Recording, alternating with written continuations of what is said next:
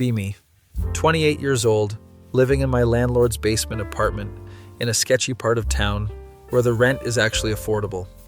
The place is basically a dungeon with a tiny window near the ceiling that only shows people's feet walking by on the sidewalk. Work part-time at a retro game store called Pixel Paradise because full-time employment is for people with actual life goals. My manager Derek is this 45-year-old dude who still wears Naruto headbands unironically and thinks he's going to make it big as a Twitch streamer. Bro, you just need to find your niche. I'm telling you, retro game speedruns are going to pop off any day now, he says while organizing Pokemon cards for the third time today. My coworker Jamie is this art school dropout who spends entire shifts drawing furry commissions on her tablet and makes more money than both of us combined. At least I'm monetizing my shame, she says whenever Derek judges her for drawing a muscular wolf in a crop top. My life is a simple routine: wake up at noon, eat cereal, go to work, come home, play Elden Ring until 4 a.m., sleep, repeat. My landlord is this old Korean dude named Mr. Park who owns like 6 properties in the area and drives a pristine 1987 Toyota Camry that he washes every Sunday. He's actually pretty chill, never raises rent randomly, fixes stuff when it breaks, doesn't ask questions when I have 8 different pizza boxes outside my door. Only weird thing is he comes by every 2 weeks to check the pipes, which I think is code for making sure I haven't turned his basement into a meth lab. You keep place clean, very good. Your parents must be proud, he always says. I don't have the heart to tell him my parents stopped calling after I dropped out of community college for the 3rd time. Anyway, it's a Tuesday afternoon and I'm at work reorganizing the Nintendo 64 section because Derek thinks alphabetical order is too mainstream and wants them sorted by vibes. GoldenEye goes next to Ocarina of Time because they both have that epic adventure energy, you feel me? I do not feel him, but I'm not paid enough to argue.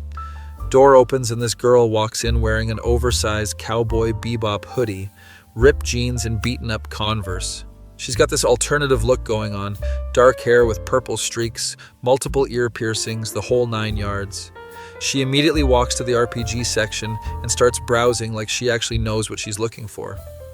Derek notices her and puts on his cool guy who definitely gets dates voice. Welcome to Pixel Paradise, where gaming dreams come true. I'm Derek, owner and operator. Let me know if you need recommendations. He is not the owner, he is the manager. This is stolen valor. The girl nods politely, but clearly wants to be left alone. She picks up a copy of Chrono Trigger for the DS and brings it to the counter where I'm stationed. Is this the version with the extra content? She asks. Holy shit. She actually knows about the DS version. Differences. Yeah, it's got the extra dungeons and the monster-raising side quest, plus the anime cutscenes if you're into that. She smiles slightly. Cool, I'll take it. The original is my comfort game, but I've never played this version. A woman of culture. I ring her up, she pays cash, and as I'm bagging it, I notice she's got a keychain of Spike Spiegel on her backpack. Nice keychain. Bebop is peak fiction, I say without thinking. Right? Everyone always says it's overrated, but they're just wrong, she responds with genuine enthusiasm. We talk for like 5 minutes about how the English dub is actually better than the sub and how the ending made us both cry. Derek is watching this interaction like I just performed a magic trick. She leaves. I go back to sorting games. Derek immediately pounces. Dude, you were totally vibing with her. Did you get her number? Why would I get her number? She came here to buy a game, not get hit on by the weird cashier. That's loser talk. You gotta shoot your shot, bro. What if she's your soulmate? Jamie chimes in without looking up from her tablet. She's definitely not coming back if you make it weird. Let the man have a normal human interaction for once. Thank you, Jamie. Voice of reason. Work ends. I go home, boot up my PC, and spend 6 hours on V arguing about whether Bloodborne or Dark Souls 3 is better. Someone posts a bait thread saying Skyrim is the best RPG ever made. I take the bait like a moron and write 3 paragraphs about how Skyrim is wide as an ocean but deep as a puddle. Eventually pass out at my desk with my face on the keyboard.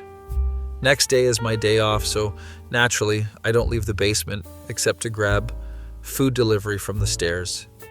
I ordered Chinese food, and when I open the door to grab it, there's someone coming down the basement stairs. It's Cowboy Bebop girl from the store. We both freeze. Oh my god, do you live here? She asks, looking mortified. Yeah, I rent the basement apartment. Do you live in the building? No, my dad owns this building. I was just dropping off some documents for him. Her dad. Her dad owns the building. Mr. Park has a daughter. Mr. Park has a daughter who shops at retro game stores and watches Cowboy Bebop. My brain is short-circuiting. Wait, Mr. Park is your dad? I've been living here for 2 years and didn't know he had a daughter. I live with my mom across town. I only come by sometimes to help him with property management stuff, since he's not great with computers. We stand there in awkward silence. So, do you like the game? I ask, because I'm great at conversation. Haven't started it yet. Been busy with work, but I'm excited to play it this weekend. More awkward silence. Well, I should go. Nice seeing you again, she says and practically runs up the stairs. I grab my Chinese food and retreat into my cave. Spend the next hour wondering what the statistical probability of this happening is. Post about it on R9K and immediately get called a LARPer. Tits or GTFO, this didn't happen. Women don't play real games, someone responds. I hate this website, but I can't stop using it. Week goes by, don't see her again. Assume it was just a weird coincidence. I'm at work on Saturday during the rush when families bring their kids to buy overpriced retro games they'll play for 10 minutes. Derek is in his element, showing off his extensive knowledge to parents who could not care less. You see, ma'am, the Nintendo 64 was actually revolutionary because of the analog stick. It changed gaming forever. The mom just wants to buy Mario Kart for her son's birthday. Cowboy Bebop girl walks in again. This time she's wearing a Gorillaz t-shirt and carrying a laptop bag. She sees me and waves. I wave back like an idiot. She browses for a bit, then comes to the counter with a copy of Final Fantasy Tactics. My dad said you're a good tenant, very quiet, very clean, she says randomly while I'm scanning the game. Oh, thanks? Tell him I said thanks for fixing the heater last month. He likes you. He says most young people these days are messy and loud, but you're respectful. I'm getting secondhand compliments from my landlord through his daughter. This is a new level of pathetic. By the way, I'm Mia. Probably should have introduced myself last time, she says, extending her hand. I shake it like I'm meeting the president. I'm Alex. Nice to officially meet you. Alex, cool. Well, I should let you get back to work. This place seems busy today. She leaves, and Derek immediately manifests next to me. Bro, that's the girl from last week, and you know her, and she knows you. This is fate. Her dad is my landlord, Derek. It's not fate. It's unfortunate geographic proximity. You're hopeless, man. Absolutely hopeless, he says, shaking his head dramatically. Jamie finally speaks up. For once, Derek is right. She clearly doesn't mind talking to you. Stop being a sad sack. I'm not being a sad sack. I'm being realistic. Girls like her don't date guys like me. Girls like her. She shops at a retro game store and wears anime hoodies. She's exactly your demographic, you dummy, Jamie argues. Maybe they have a point. Maybe I should try to actually talk to her next time instead of acting like a frightened animal. Workday ends, I go home, and as I'm unlocking my basement door, I hear footsteps. It's Mia, carrying grocery bags. Oh, hey, you just getting home from work? She asks cheerfully. Yeah, Saturdays are always busy, lots of parents buying their kids stuff they don't understand. She laughs. That sounds entertaining. I work at a boring office doing data entry. I would kill for some entertainment.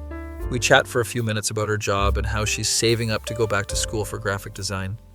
I actually went to art school for a year, but had to drop out when my parents divorced. Money got tight. You know how it is. I do know how it is.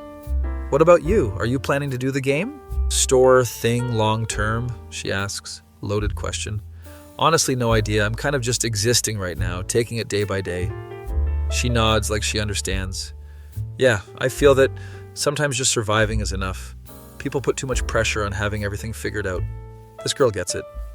We say goodbye and she goes upstairs to wherever she's going in the building. I go inside and immediately text the one friend I have, Marcus, who I met on a Discord server for people who play Yu-Gi-Oh! Competitively. Dude, I think my landlord's daughter is trying to befriend me and I don't know how to handle it. Marcus responds, Is she hot? That's not the point. It's definitely the point.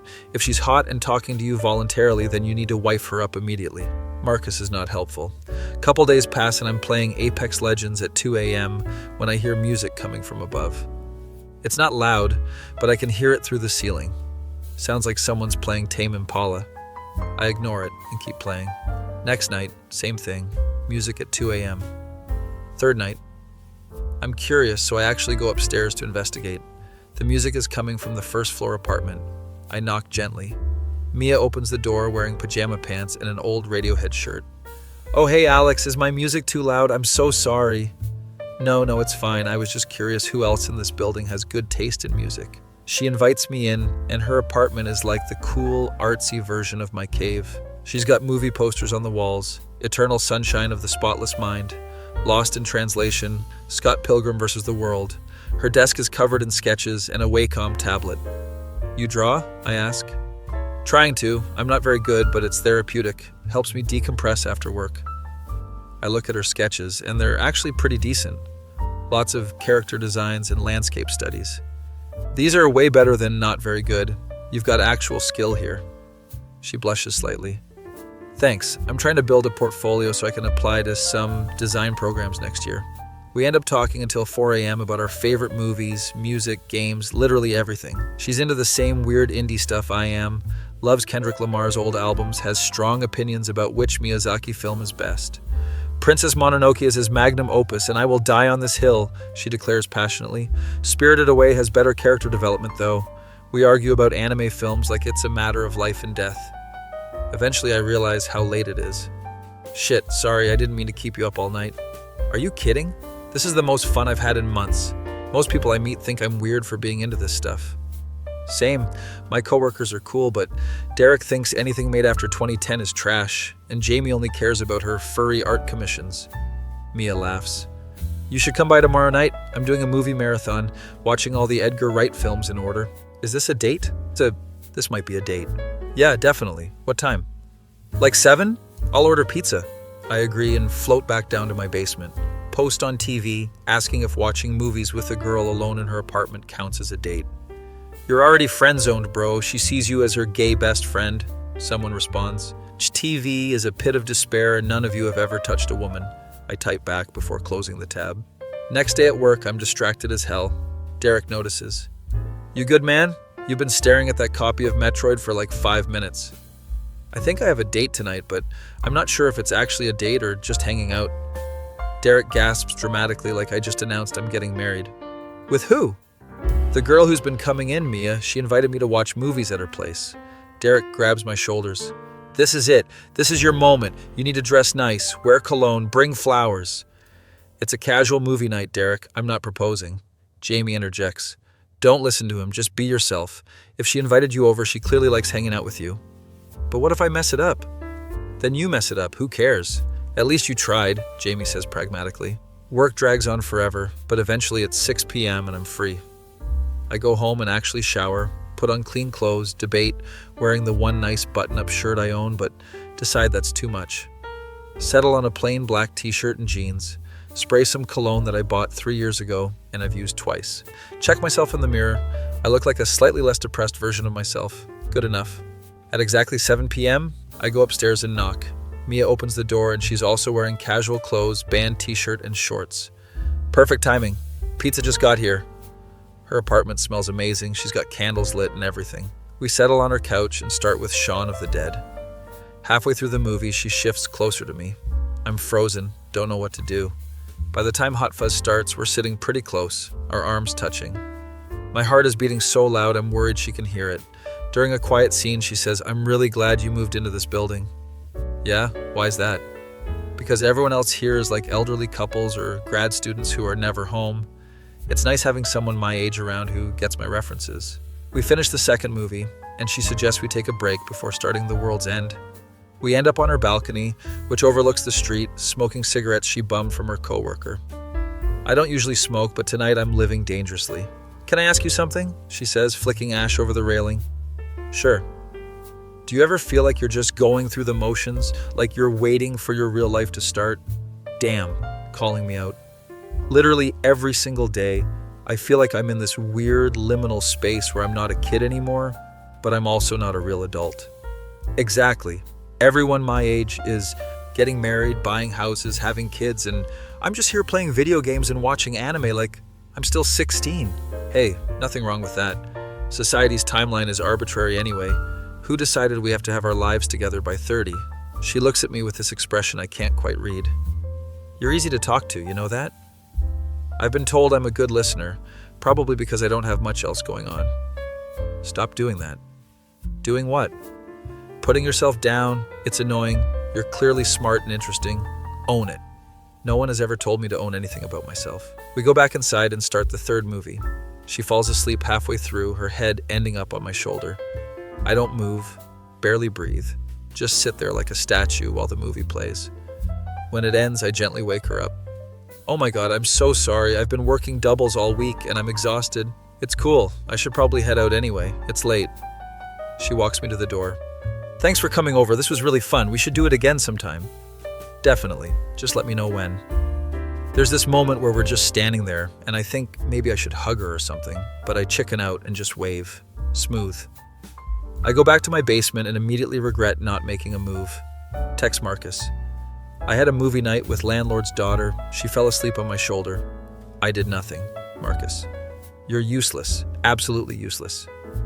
He's not wrong. Over the next few weeks, Mia and I hang out regularly. Sometimes it's movies, sometimes it's just sitting around talking about nothing. She starts coming down to my place too, doesn't judge the anime posters or the stack of empty Monster Energy cans. Your setup is actually pretty cool, very authentic gamer cave vibes, she says while examining my PC. One night we're playing Mario Kart 8 and she's destroying me. How are you this good? I have 3 younger brothers. Mario Kart is a blood sport in my family. She blue shells me right before the finish line. You're a monster. I'm a winner, she cackles. I'm starting to realize I'm in deep, like actually catching feelings for this girl. Derek and Jamie notice the change in me at work. You seem less dead inside lately, Jamie observes. Is it because of Mystery Girl? Are you guys official yet? Derek asks with way too much enthusiasm. We're not official, we're just hanging out. Bro, you've been hanging out for a month? You need to define the relationship. What if she doesn't see me that way? What if I ruin the friendship? Then you ruin it. But you'll never know if you don't try, Derek argues. For once, his advice isn't completely stupid. That weekend, Mia texts me. Want to go to this underground show downtown? My friend's band is playing. An actual outside activity, in public, with other humans. Yeah, sounds fun. The venue is this tiny basement bar that smells like beer and regret. Perfect. Her friend's band is called Existential Dread, and they play this weird mix of post-punk and indie rock. They're actually not bad. Mia is singing along to every song, clearly a big fan.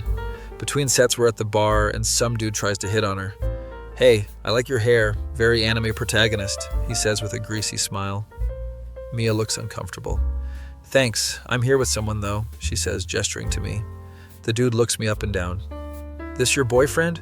Before I can say anything, Mia says, yeah, he is. The dude backs off. My brain is malfunctioning. Did she just call me her boyfriend? Was that just to get rid of the creep? I don't know what's real anymore.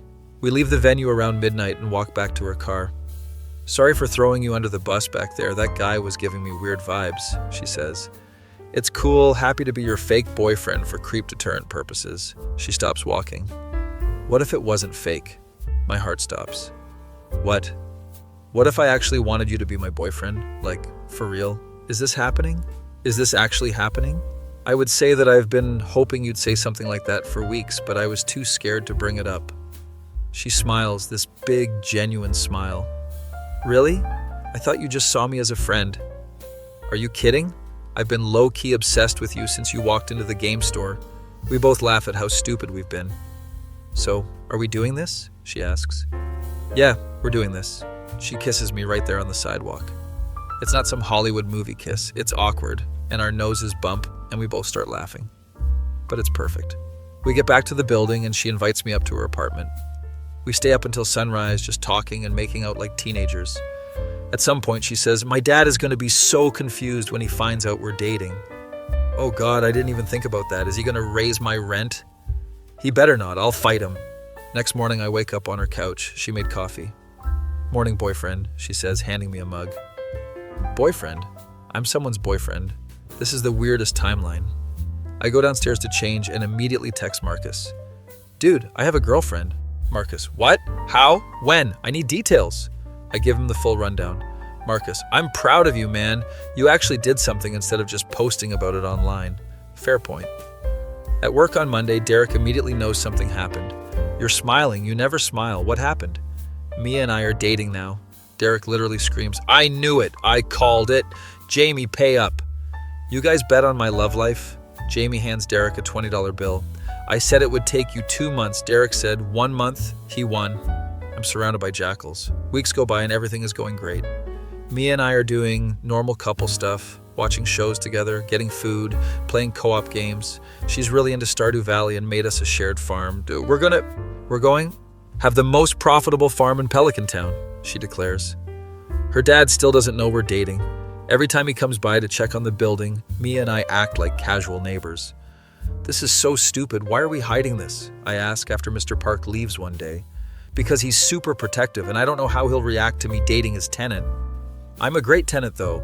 I pay rent on time, I don't throw parties. I'm the model renter. I know that, but he's weird about me dating anyone. He still thinks I'm 12 years old. We decide to tell him eventually, but not yet. One night we're in her apartment watching Attack on Titan when there's a knock. It's Mr. Park doing a surprise maintenance check. We both freeze. I'm sitting on her couch in my pajamas at 11 p.m. This looks bad. Mia, why is Alex here? He asks in Korean accented English. We were just watching a show, Dad. He looks between us suspiciously. At 11 p.m. on weeknight? It's fine, Dad. We're both adults. He turns to me. Alex, you good tenant, you don't cause trouble. I trust you. Oh no. But Mia is my daughter, you understand? She's very important to me. Yes, sir, I understand completely. He stares at me for what feels like an hour. You two dating? The jig is up. Mia and I look at each other. Yes, we are, she admits. Mr. Park nods slowly. How long? About a month, I say. He sits down on her armchair. I knew something was different. Mia very happy lately, more smiley. I figure out why now. We brace for impact. Alex, you seem like good person. You're respectful, quiet, you take care of apartment. Thank you, sir. But if you hurt my daughter, I raise rent 40% and evict you. He says this completely seriously. Dad? I'm joking, mostly joking, he adds with a slight smile. But really, you be good to her, okay? I will, I promise. He stands up. Okay, I go now. You kids have fun, not too much fun though.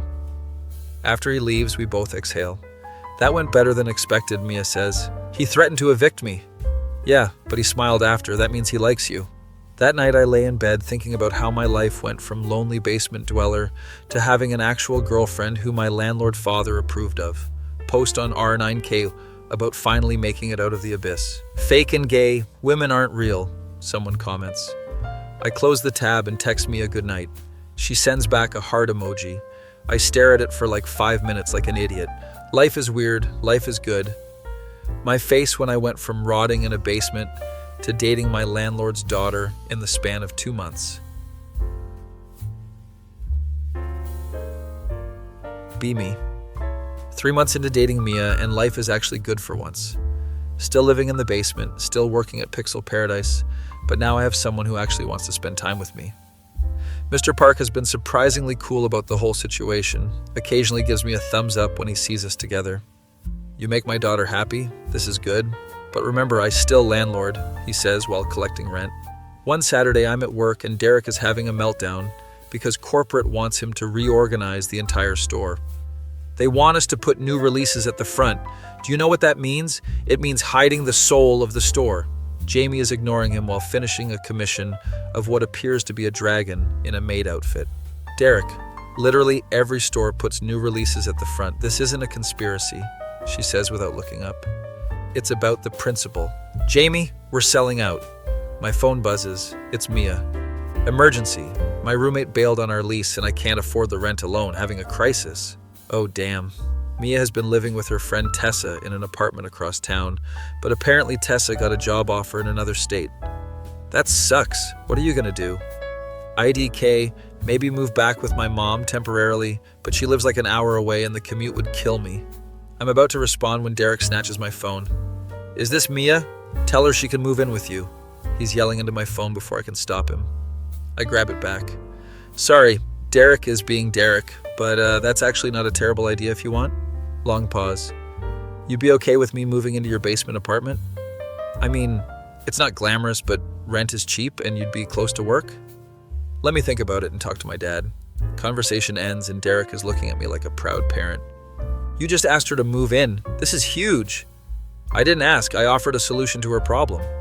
Same thing. You're moving in together. Next step is marriage. Derek is way too invested in my relationship. Jamie finally speaks. If she moves in, you better clean your place.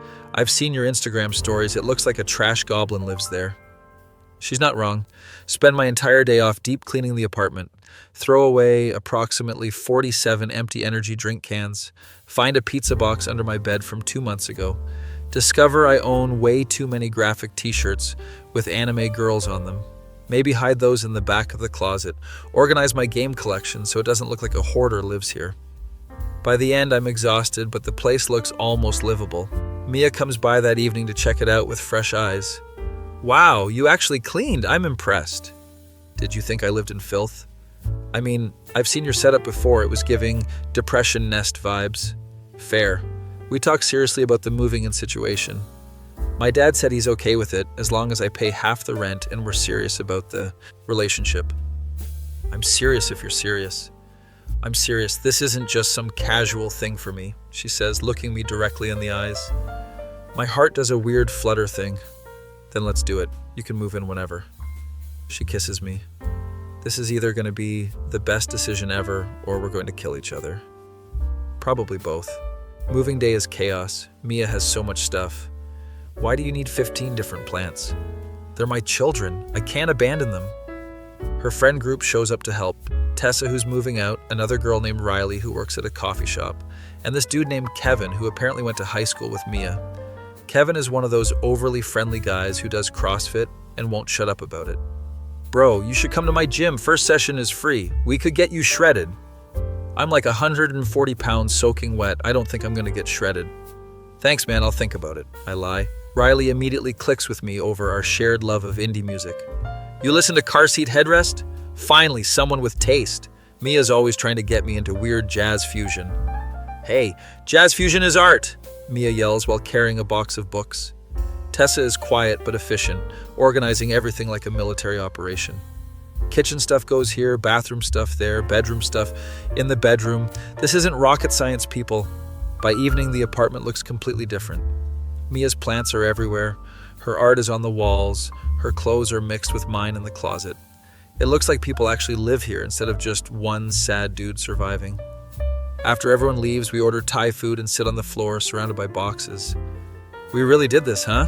She says, eating pad thai directly from the container. We really did. No turning back now.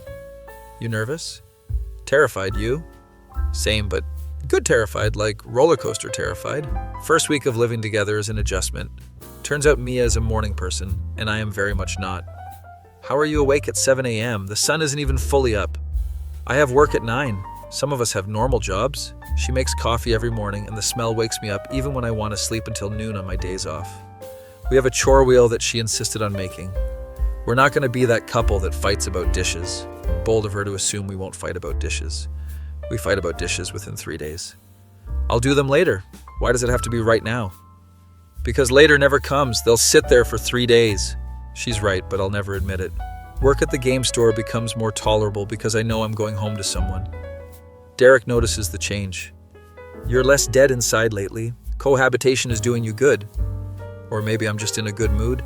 Nah, it's definitely the live-in girlfriend. You've been domesticated. Jamie agrees.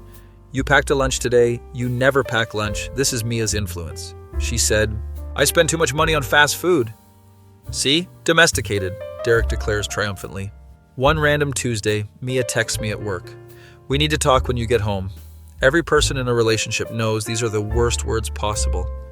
I spend the rest of my shift spiraling. Did I do something wrong? Is she breaking up with me? Did I forget an important date? I get home and she's sitting on the couch looking serious. So, I need to tell you something. My heart is racing. I got accepted into a graphic design program. Oh, thank God. That's amazing. Why did you phrase it like you were breaking up with me? Because it's a 2-year program and it's intense and I'm worried about balancing school and work and us.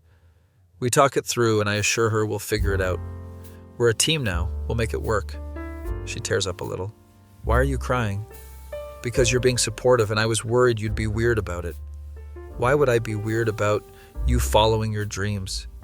I don't know. My ex used to get jealous whenever I wanted to do anything that didn't involve him. Mental note, her ex was a piece of garbage. Month later, Mia starts her program, and suddenly our apartment is full of design textbooks and art supplies. She's constantly working on projects, sometimes until 2 or 3 a.m. I try to be quiet when she's in the zone, but our apartment is small. One night I'm playing Valorant with Marcus, and I guess I got too loud. Can you maybe not scream about getting headshot? I'm trying to finish this typography assignment. Sorry. Marcus, I gotta go, girlfriend aggro. Marcus laughs through the headset. Whipped. I don't even argue because he's right. Start adjusting my gaming schedule to when she's at school or work. Sometimes she joins me for co-op games when she needs a break from studying. We've been grinding through It Takes Two. This game is manipulating me into feeling emotions, she says while crying at the elephant scene. It's okay to cry, the elephant got me too. You cried? I said it got me. I didn't say I cried. You totally cried. Halloween comes around and Mia insists we do a couple's costume. We're going as Spike and Faye from Cowboy Bebop. I don't have Spike's hair. It's called a wig. Work with me here. We go to a Halloween party that Riley is throwing at her apartment. It's full of people in their mid to late 20s, all dressed as various anime and video game characters. Kevin is there dressed as All Might from My Hero Academia and is absolutely jacked. Bro, the costume looks great. Want a protein shake? Why would I want a protein shake at a party? Riley is dressed as Marceline from Adventure Time, and her girlfriend showed up as Princess Bubblegum. You guys look adorable. Relationship goals, Mia gushes. I meet more of Mia's friend group. There's this guy named Tyler who works in IT and won't shut up about crypto, a girl named Hazel who does makeup tutorials on TikTok, and another dude named Brandon who apparently used to be in a pop-punk band. We opened for Fall Out Boy once. Well, we opened for a band that opened for Fall Out Boy, but still counts. Brandon is actually cool. We bond over our shared love of mid-2000s emo music. Dude, Taking Back Sunday's Where You Want to Be is a perfect album. Finally, someone gets it. Mia is happy that I'm getting along with her friends. See, you're not as socially awkward as you think. I'm running on adrenaline and Halloween punch. Don't get used to this. We leave the party around midnight and walk home, slightly buzzed. That was fun. We should hang out with them more often. Your friends are cool, but Kevin's energy is exhausting. Kevin means well, he's just a lot. We get home and collapse into bed, still in our costumes. I love you, she says suddenly. We haven't said that yet. 3 months together, 1 month living together, and she just dropped the L word. I love you too, I say, because I do. She falls asleep almost immediately, and I lay there thinking about how I went from lonely basement dweller to having someone tell me they love me. Post about it on R9K from my phone. You're going to jinx it. Happiness isn't meant for people like us, someone comments. Maybe they're right. Maybe this all falls apart. But right now, in this moment, I'm happy. November hits and Mia is stressed about finals for her first semester. She's barely sleeping, living on coffee and spite. I have 3 projects due this week and a presentation, and I think I'm dying. I try to help by taking over all the household stuff. Cooking, cleaning, making sure she eats actual food instead of just chips and energy drinks. You don't have to do all this, she says while I make her dinner. Yeah, I do. You do the same for me. She gets emotional. Are you crying? No, I'm just stressed and you're being nice and it's a lot. Finals week is hell. I barely see her. She's either at school or locked in the bedroom working. When she finally finishes her last project, she emerges looking like a zombie. It's done. I'm free. I can sleep now. She passes out for 14 hours straight. When she wakes up, I've made breakfast and cleaned the entire apartment. You're the best boyfriend ever. You know that? I try. We spend our winter break being lazy and watching every Christmas movie we can find. Die Hard is a Christmas movie and I'll fight anyone who says otherwise, I declare. It's literally about Christmas. How is this controversial? She agrees. Mr. Park stops by to wish us happy holidays and gives us a fruit basket. You two doing good? No problems with apartment? Everything's great, Mr. Park. Thanks for asking. Good. You keep being good tenant and good boyfriend. I'm happy. After he leaves, Mia says, my dad really likes you. He never liked my exes. What changed? You're not a douchebag and you actually respect me. That's a low bar, but you'd be surprised how many guys can't clear it. Christmas comes and Mia wants me to meet her mom. She's having a family dinner and wants to meet you officially. Meeting the mom, this is big. What if she hates me? She won't hate you. She's just nosy and asks a lot of questions. We drive to her mom's house, which is in a nice suburban neighborhood with actual houses and yards. Her mom, Mrs. Kim, is this tiny Korean woman who immediately hugs me. "So you're Alex. Mia talks about you so much. Come in." The house smells like Korean food and I'm immediately hungry. Mia's 3 younger brothers are there. Danny, who's 16 and obsessed with League of Legends, Chris, who's 19 and in college studying engineering, and Marcus, who's 22 and works as a physical trainer. Wait, Marcus is a common name, probably not my Discord friend Marcus. "Nice to meet you guys." Danny immediately interrogates me. "What rank are you in League?" "I don't play League, more of a single-player RPG guy." Danny looks disappointed. Chris is more chill. "Mia said you work at a game store? That's cool. Must get good discounts." The discount is knowing which games are worth buying before wasting money. Marcus, the brother, not my friend, sizes me up. "You work out at all, bro?" "Not really. I'm more of a walks occasionally kind of guy." "We should change that. I can get you a free gym pass." "Why does everyone want me to go to the gym?" Dinner is amazing. Mrs. Kim made Korean BBQ and approximately 47 side dishes. Eat, you're too skinny." "Mia, you need to feed your boyfriend more." "Mom, he eats plenty. He looks like strong wind could blow him away." I can't even argue because she's right. After dinner, the brothers rope me into playing Smash Brothers. Danny is actually insane at the game, 0 to death combos left and right. "How are you this good?" "I practice 4 hours a day." "That's not healthy." Winners don't care about health. Chris is more relaxed, playing random characters for fun. Marcus picks Little Mac because he's jacked like me. I get absolutely destroyed, but it's fun. Later, Mrs. Kim pulls me aside. "You make my daughter very happy. I can see it in her eyes." "She makes me happy too." "That's good. She had bad boyfriend before. He was mean to her, made her feel small. I would never do that." "I know. I can tell you're a good person." Mother's intuition. We drive home and Mia is beaming. "They loved you. Danny said you're not terrible," which is huge praise from him. "Your family is great. Your mom is terrifying, but in a good way." "She threatened you, didn't she?" "She didn't threaten. She just made it very clear that if I hurt you, she knows where I live." Classic mom. New Year's comes and we decide to stay in instead of going to parties. Is it lame that I just want to watch movies and eat junk food? That's literally my ideal night. We're on the same page. At midnight, we kiss, and it feels like something out of a romance movie. "Here's to us not screwing this up in the new year," she says. I'll drink to that. January hits and life comes back with a vengeance. Mia's second semester starts, and it's even more intense than the first. I pick up extra shifts at work to help with expenses. Derek is actually being cool about it. "Take whatever hours you need, man. You're my best employee anyway." "I'm your only competent employee." "Exactly." Jamie got promoted to assistant manager, which means she has to actually do managerial things instead of just drawing furries all day.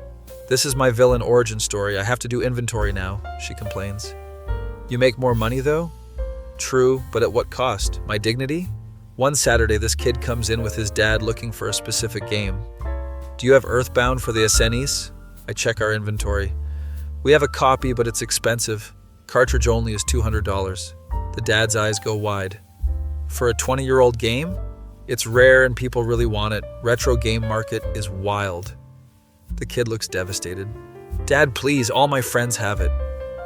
I feel bad for the kid, so I tell them about emulation.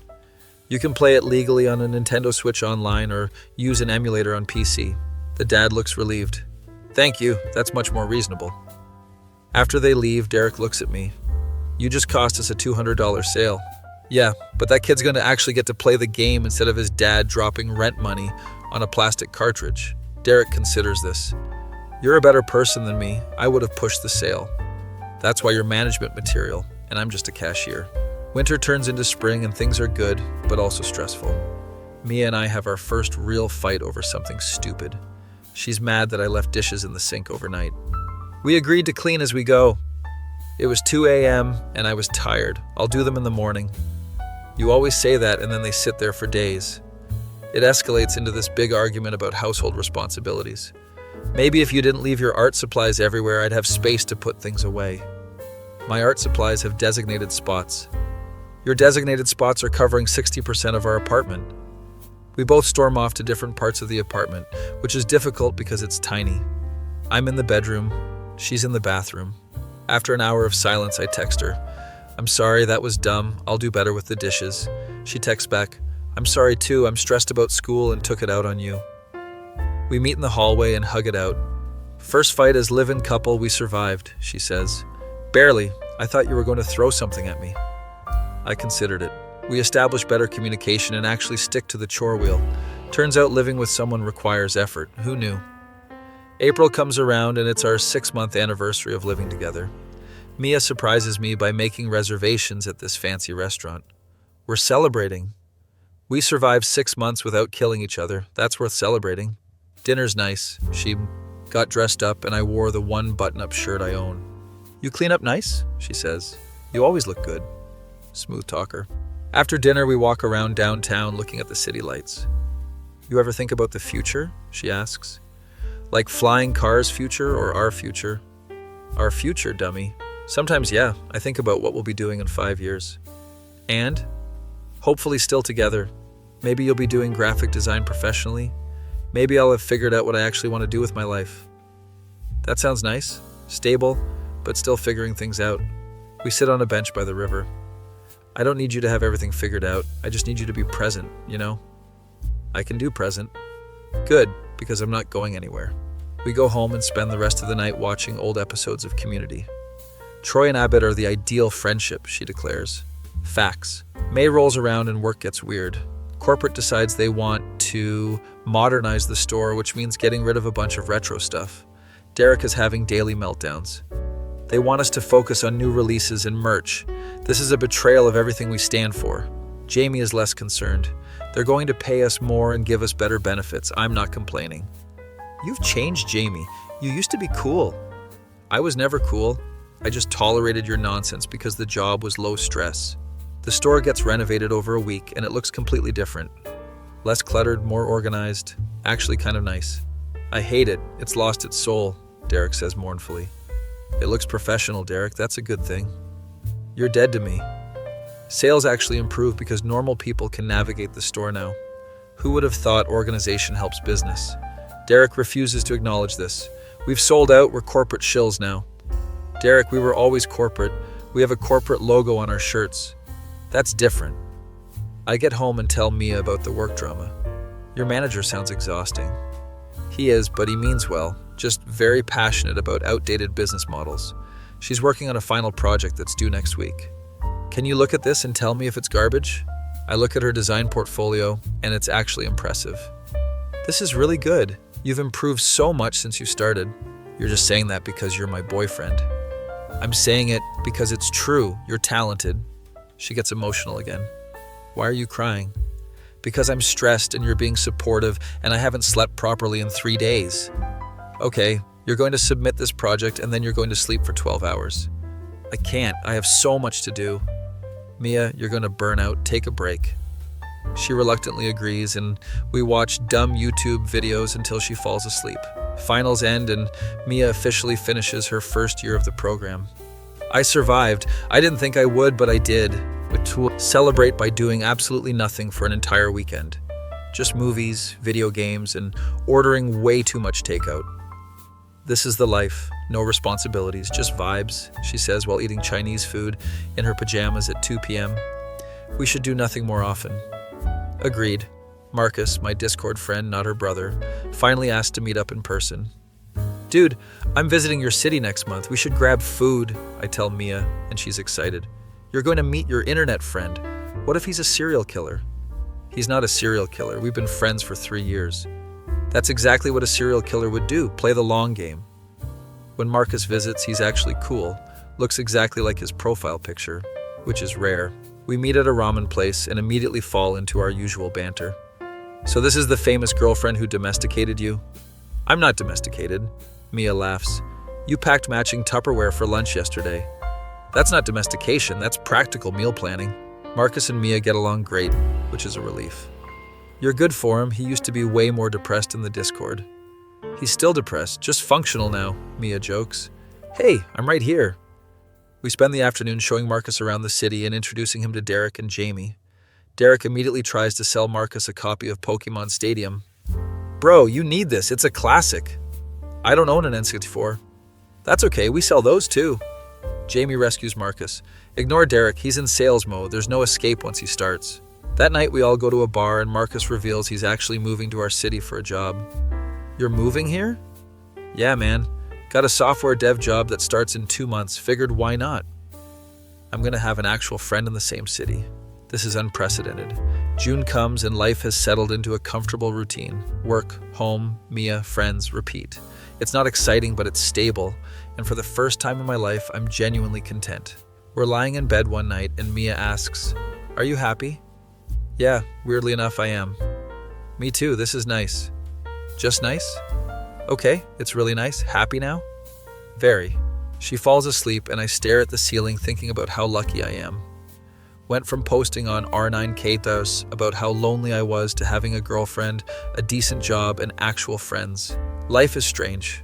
Still a basement dweller technically, but now I'm a basement dweller with someone who loves me. My face when I went from neat adjacent to accidentally building a whole life with my landlord's daughter. Be me. 1 year into dating Mia, 9 months of living together, and somehow haven't screwed it up yet. Summer hits and it's hot as hell in the basement apartment. Our AC is from 1987 and sounds like a helicopter taking off whenever we turn it on. We're gonna die down here, Mia says while lying on the floor in front of a fan. At least we'll die together. Very romantic. Shut up and get me more ice water. Mr. Park stops by to check on us and immediately notices we're melting. AC very old, I get new one installed next week. You kids survive until then. Thank you, Mr. Park, you're a lifesaver. He nods and then gets serious. Actually, I want to talk to you both about something. Oh no, this sounds ominous. We sit down and he pulls out some papers. I'm thinking about selling building. Developer wants to buy it, make fancy condos. My heart drops. What does that mean for us? Mia asks nervously. New owner might raise rent, might kick everyone out, I don't know yet, but I want you to know first because you're family. After he leaves, we both sit in silence. What if we have to move? She asks. Then we figure it out, find another place. But this is our place, we built our life here. She's right. This crappy basement apartment has become home. Spend the next week stressed about the potential move. At work, Derek notices I'm distracted. You good, man? You've been weird all week. I explain the situation. That sucks, but hey, maybe it's time for an upgrade? Basement living is very college student core. I can't afford anything better. Rent everywhere else is insane. Jamie overhears. My building has vacancies. It's not fancy, but it's affordable. I can ask the landlord if you want. That would actually be amazing, thank you. Mia and I look at apartments over the weekend and they're all either too expensive or complete dumps. How is this place $1,800 a month? There's mold on the ceiling, Mia says at one showing. The landlord shrugs. Prime location. Prime location for what? Tetanus? We leave and sit in the car feeling defeated. Maybe we should look at splitting a place with roommates, I suggest. I don't want roommates. I like living with just you, even if you're annoying sometimes. I'm annoying? You rearrange the furniture every 2 weeks. That's called interior design. We check out Jamie's building and it's actually decent. 2 bedroom, 1 bath, $1,400 a month, including utilities, the landlord says. Why 2 bedrooms? We only need 1, I say. Mia looks at me. 1 can be an office/art studio. I need dedicated space for my design work. We put in an application and pray. While waiting to hear back, Marcus, my friend, starts his new job and wants to hang out more. Dude, this city is sick, way better than my old town. We should do weekly game nights. I'm down, let me check with Mia. Start hosting game nights at our place every Friday. Marcus brings his roommate Trevor, who's into anime and has strong opinions about which adaptations are trash. The Death Note Netflix movie is a crime against humanity, he rants while we play Mario Party. Everyone knows that. Tell us something controversial, Mia challenges. Full Metal Alchemist Brotherhood is overrated. The room goes silent. Get out, leave my house, you're banned, I say jokingly. I stand by what I said. Riley and her girlfriend Sophie start joining too. Sophie is really into board games and brings a different one each week. Tonight we're playing Betrayal at House on the Hill. That game takes 4 hours, Marcus complains. Exactly, commitment. Our tiny apartment becomes the unofficial hangout spot. Kevin even shows up occasionally but always tries to turn everything into a workout. We should do push-up contests between game rounds. Kevin, we're playing Catan, read the room, Riley says. Life is actually good. I have a solid friend group, a girlfriend I love, potential new apartment on the horizon. Then work gets complicated. Corporate decides they want to phase out physical media entirely and focus on merchandise and collectibles. Derek has a full mental breakdown. This is it. This is the end of an era. Gaming as we knew it is dead. Derek, people still buy physical games. Jamie tries to reason. For how long? Everything's going digital. Soon we'll just be selling Funko Pops and graphic tees. He's not entirely wrong. Sales have been declining. Mostly older collectors buying stuff now. Corporate gives Derek an ultimatum. Adapt or they close the store. They can't close us, we're a landmark. We've been here for 8 years, Derek, that's not a landmark. Jamie corrects. Derek calls a staff meeting, which is just me, Jamie, and this new kid named Oscar who's 19 and doesn't understand why we're all so attached to old games. Why don't people just emulate?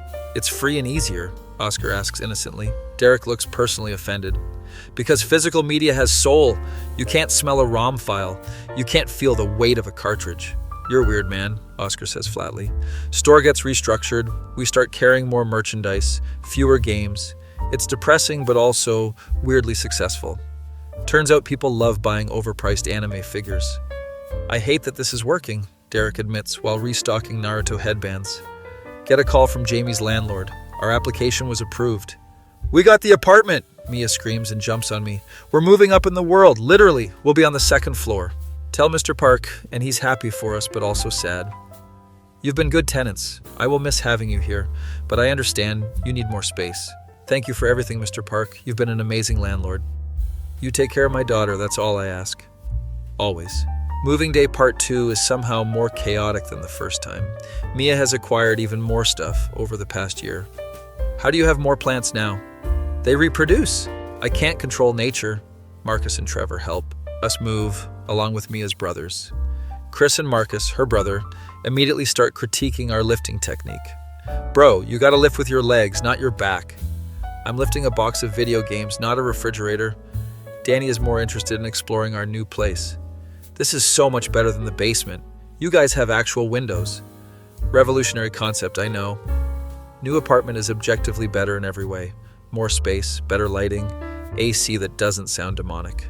Mia immediately claims the 2nd bedroom as her studio. This is my domain. You may enter only with permission. It's literally just a room. It's my room.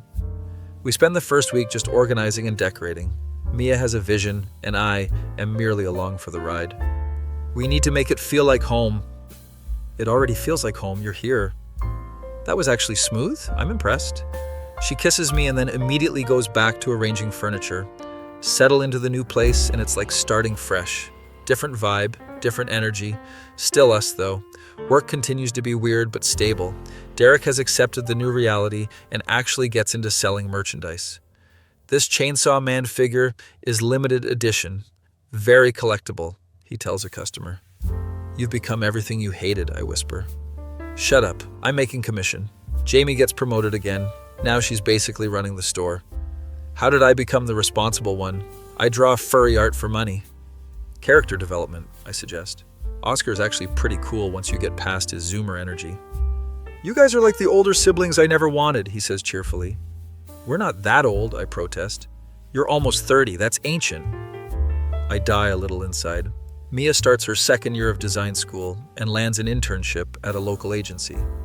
It's unpaid, but it's experience, and they said, if I do well, they might hire me part-time. That's amazing, I'm proud of you.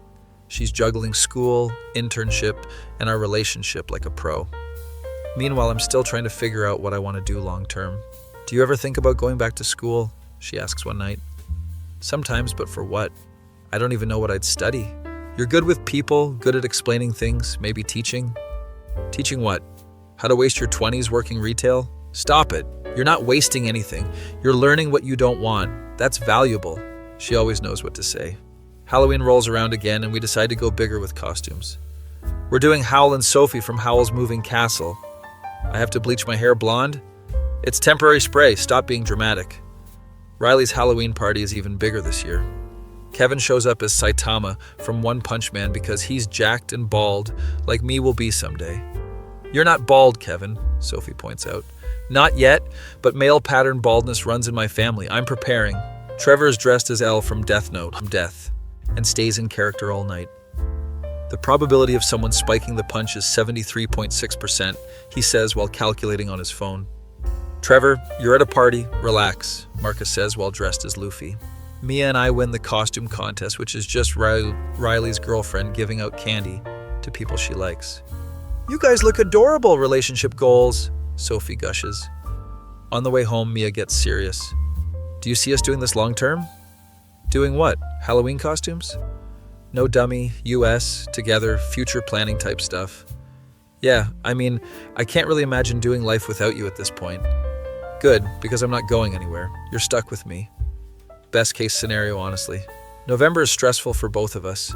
Mia has major projects due. I'm working extra hours because holiday season at the store is insane. Why are there so many people buying Pokemon cards?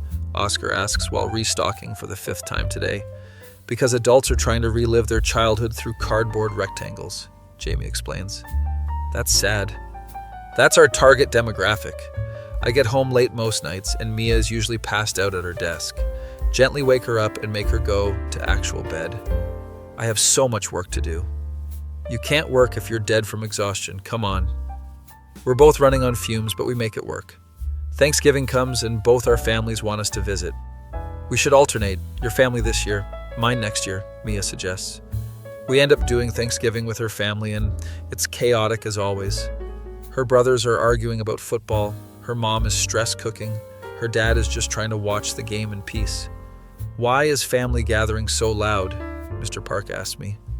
That's just how families are, I think. Your family loud too? My family is just my parents and they barely talk, so no. He pats my shoulder sympathetically. Dinner is amazing though, Mrs. Kim goes all out. Eat more, you still too skinny. Mom, he's eating, Mia defends me.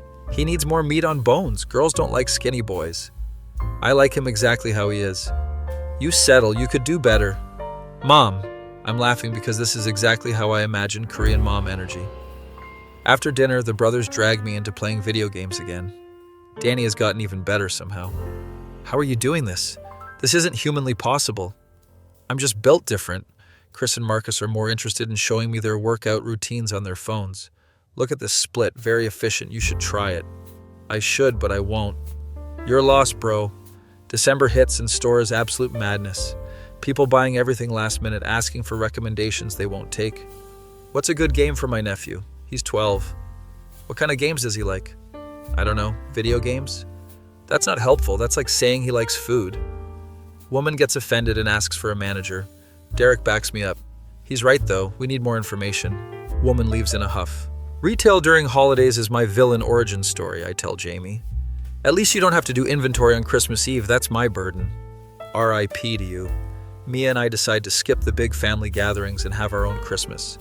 Just us, Chinese food, bad movies, perfect, she says. We exchange gifts and I get her a professional drawing tablet she's been wanting. This is too expensive. You deserve it. You've been working so hard. She cries a little and then gives me my gift. It's a custom poster she designed with characters from all our favorite games and shows. I made it during one of my late night work sessions. I hope you like it. This is incredible. I love it. We hang it above the couch. Spend Christmas Day doing absolutely nothing productive, and it's perfect. This is the best Christmas I've had in years, she says while we watch Home Alone for the 3rd time. Same, no pressure, no drama, just us. You're getting sappy in your old age. I'm 28, not 80. 28 is basically 30, which is basically middle-aged. I hate you. No, you don't. She's right. New Year's Eve, we actually go out this time. Riley is throwing a party at a bar she rented out. Real party, real venue. We're adults now, she announces. The friend group has grown. More people I vaguely know from various hangouts. Everyone's drinking, dancing, having a good time. At midnight, Mia kisses me and says, "Here's to another year of putting up with each other." Cheers to that. Marcus is already drunk. You guys are relationship goals. When's the wedding?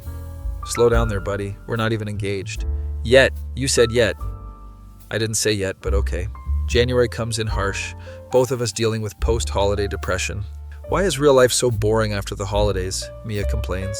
Because capitalism needs us to buy happiness in concentrated bursts throughout the year. That's dark but accurate. She finishes her internship and they offer her a part-time position. It's only 20 hours a week, but it's paid and I get to actually design things. That's huge. This is your big break. Don't jinx it. Work gets interesting because corporate decides Derek needs an assistant manager. They hire this woman named Veronica, who's in her 30s and actually knows what she's doing. I've worked in retail for 15 years. I've seen everything. Nothing surprises me anymore, she says on her first day. Derek is intimidated. She's so competent, I feel inadequate. Good. Maybe you'll finally organize the back room, Jamie says. Veronica and Jamie immediately bond over their shared exhaustion with retail. Why do customers think we personally control corporate policy? Veronica rants. Because they're dumb and mean, Jamie responds. Accurate. Oscar is terrified of Veronica. She looks at me like she can see into my soul. She probably can. She has the retail stare. You develop it after years of customer service, I explain. That's horrifying. Welcome to the industry, kid. February is mostly uneventful, just work and routine. Mia and I celebrate our 1-year anniversary of moving in together. We've survived a full year of cohabitation without killing each other. That's impressive. Barely survived. There were some close calls, I joke. Remember the great dish fight of last April? Dark times, we've grown since then. We go out to dinner at the same fancy restaurant from before. Are we becoming one of those couples with traditions? She asks. I think we are, and I'm okay with that. Me too. It's nice having things that are just ours, you know. After dinner, we walk around and end up at the same bench by the river. This is where you got all sappy and talked about the future, she reminds me. I maintain that you started it. I did, and I was right to. Look at us now. Still figuring things out, but together. Exactly. She leans against me and we watch the water. I love you. You know that, right? She says quietly. I know. I love you too. Good. Just making sure. March brings unexpected news. Mr. Park decided not to sell the building. Developer offer not good enough. I keep building. I raise rent little bit, but not too much. You kids still welcome to visit anytime. Mia is relieved. I'm glad he's keeping it. That place has good memories. Yeah, it does. It's where everything started. Look at you being sentimental. I have my moments. Work continues being weird but stable. Sales are okay. Team dynamics are good. Derek has fully embraced the merchandise era. This Demon Slayer sword replica is going to fly off the shelves.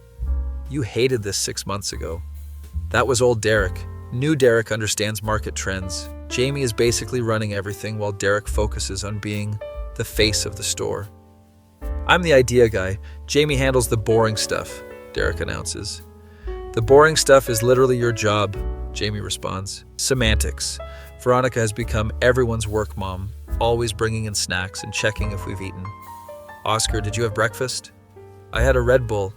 That's not breakfast here. I brought bagels. You're an angel, Veronica. I know. Now eat before you pass out during your shift. April comes and Mia is approaching the end of her 2nd year.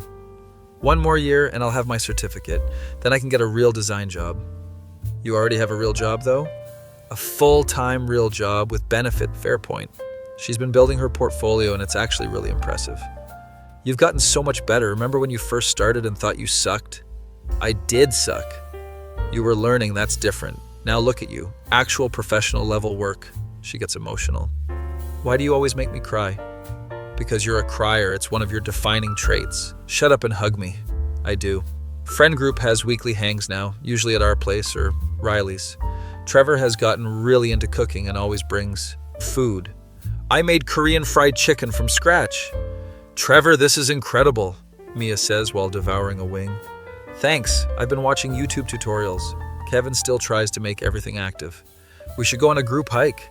Everyone collectively groans. Kevin, we're indoor people. This is an indoor friend group, Sophie explains. You guys need vitamin D. That's what supplements are for, Marcus jokes. We do eventually go on the hike because Kevin won't shut up about it. It's actually kind of nice, getting outside, touching grass, all that.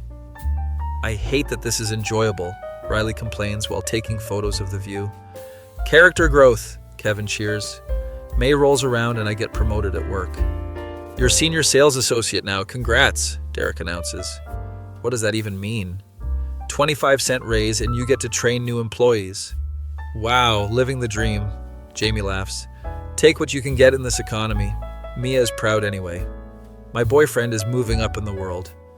I'm barely moving, more like shuffling slightly forward. Still counts? We're lying in bed one night and she asks, "Where do you see us in 5 years?" Honestly, hopefully still together. Maybe you're working full-time as a designer. Maybe I've figured out what I actually want to do. That's vague. That's realistic. I can't predict the future. Okay, but do you see us getting married eventually? Oh. Yeah, I mean, if that's something you want. I'm not proposing, dummy. I'm just asking if it's on your radar. It's on my radar. I think about it sometimes. And I think I'd be an idiot to let you go. So yeah, eventually, when we're ready. She smiles. Good answer. Was that a test? Everything's a test. You should know this by now. June comes and we're approaching our 2-year anniversary of dating. 2 years? We're basically an old married couple at this point, Mia says. We're really not. We bicker like one. Fair. Plan a weekend trip to the beach because neither of us have taken a real vacation. We're going to be so bad at relaxing, I predict. Probably, but we're going to try. Beach trip is exactly as awkward as expected. Neither of us are beach people. Why is there sand everywhere? Mia complains. That's kind of the whole thing with beaches. I hate it. It's in my shoes, my bag, probably my internal organs somehow. We give up on the beach part and just hang out at the hotel pool. This is more our speed, controlled water, no sand, perfect, she declares. Spend the weekend just relaxing, swimming, eating too much, watching hotel TV. This is nice. We should do nothing more often, I say. Agreed, being productive is overrated. On the last day, we're watching the sunset from our hotel balcony. Thanks for being patient with me, she says randomly. Patient with what? All my stress, my weird habits, my 2 a.m. art sessions, everything. That's just who you are. I signed up for all of it.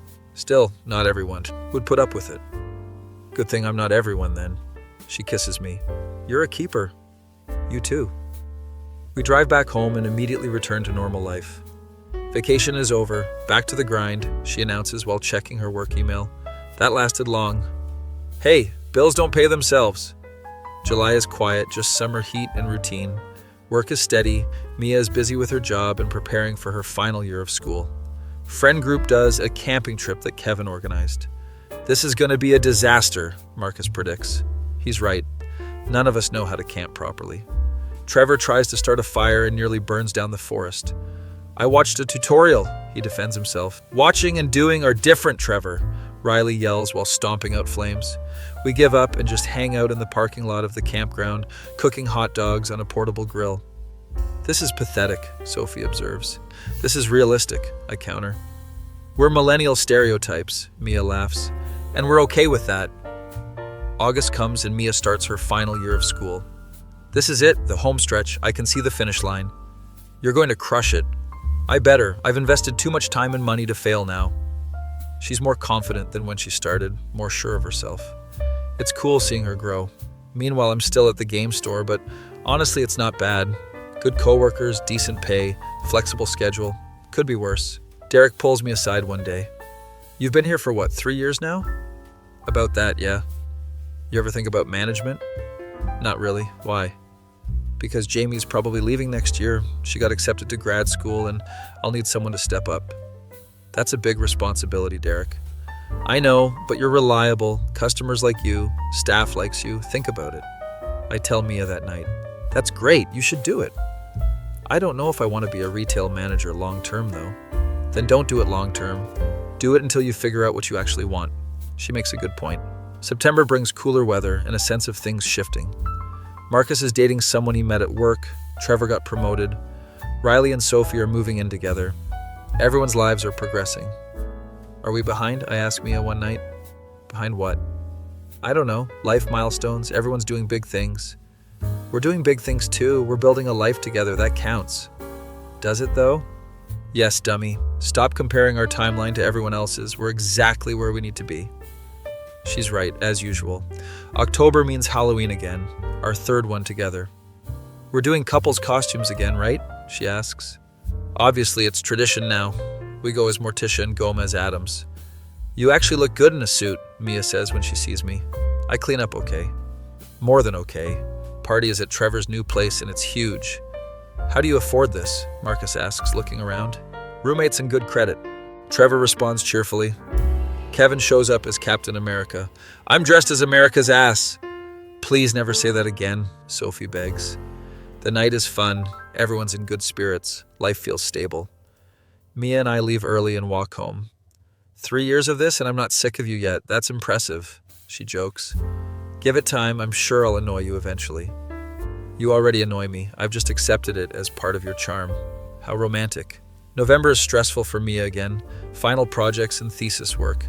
I basically run the household while she's in crunch mode. I appreciate you so much, she says between breakdowns. I know, now eat this sandwich and go back to work. You're bossy when you're in caretaker mode. Someone has to be. She finishes her major projects and we celebrate by ordering way too much sushi. I'm free, well, mostly free. Still have finals, but the hard part is done. Proud of you. Thanks, babe. December hits and work is insane again. Holiday rush, angry customers, the usual. But this year I'm training new employees, so it's even more chaotic. Why is everyone so mean? Asked this new kid named Tyler. Because retail brings out the worst in humanity. You get used to it. That's depressing. Welcome to the team. Veronica's in full work mom mode. Everyone take your breaks, eat food, stay hydrated. I don't want any of you passing out on my watch. We survived the holiday season, and I officially accept the assistant manager position starting in January. You're moving up, Derek cheers. Laterally at best, I respond. Take the win, man. Christmas is us again, just the two of us. We've made it a tradition. Our own little bubble. Exchange gifts. She got me a new gaming headset. I got her professional art supplies. We're good at gifts, she declares. We know each other pretty well at this point. 3 years of data collection. You make it sound so romantic. New Year's Eve. We stay in again, watching the ball drop on TV. Another year down, she says at midnight. Here's to the next one. We kiss, and it feels like we're exactly where we're supposed to be. Not perfect, not fancy, just us. And honestly, that's enough. That feeling when you go from basement-dwelling loner to having an actual life with someone you love and you realize maybe you were never broken, just waiting for the right person and the right time.